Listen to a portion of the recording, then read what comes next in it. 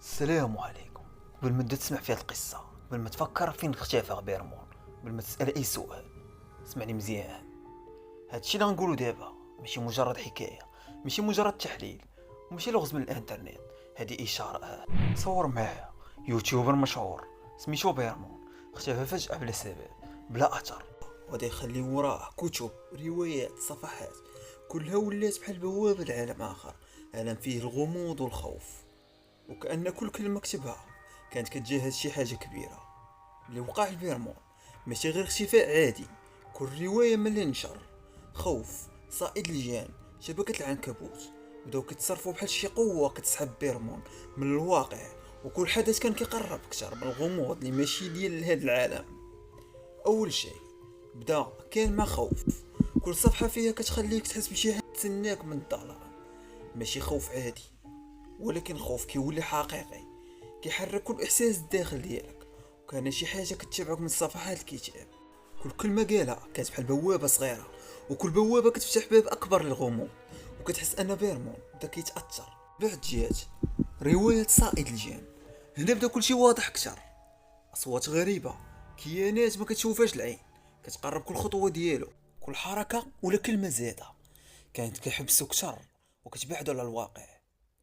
اللي وقع في خوف بدا كيولي واقع ملموس، وكل صفحة من خوف ولات كتجهز طريق للقوة اللي ظهرت في صائد الجان. وهنا بدا المشهد ديال اختفاء بيرمون فعليا كيتشكل. اما رواية شبكة العنكبوت هذه ماشي غير رواية، هذه شبكة من الاسرار والفخاخ اللي كتربط كل شيء مع بعضه. كل خطوة كان كيحاول يديرها كانت محفوظة بخطر. كل صفحة كتبها كانت كتسحب بيرمون كتر. الأصوات، الظلال، الأسرار كلها ولات حية. كل لحظة كتعطي إحساس بأنه قريب كتر من الاختفاء.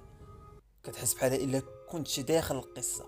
كل صفحة كتقراها كتبغي تجذبك كتر، وكل لحظة كتزيد الفضول. شنو وقع لبيرمون؟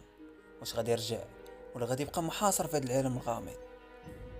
دابا تخيل معايا، الظلام كيغطي كل شيء، كل الشبكات، كل الكتب، وحتى كل الاسرار بقى حيه.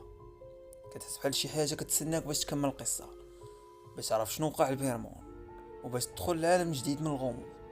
واش انت ولا انتي غادي تقدر تعرف السر ديالو، ولا غادي تخلي القصه تبقى مكتومه وتخلي غير الخيال يكملها؟ كل واحد عنده فكره مختلفه، وكل فكره بحال رساله خفيه. شنو كتظن وقع؟ اكتب في التعليقات وخلي عقلك يكمل القصه. مازال الجزء الثاني جاي.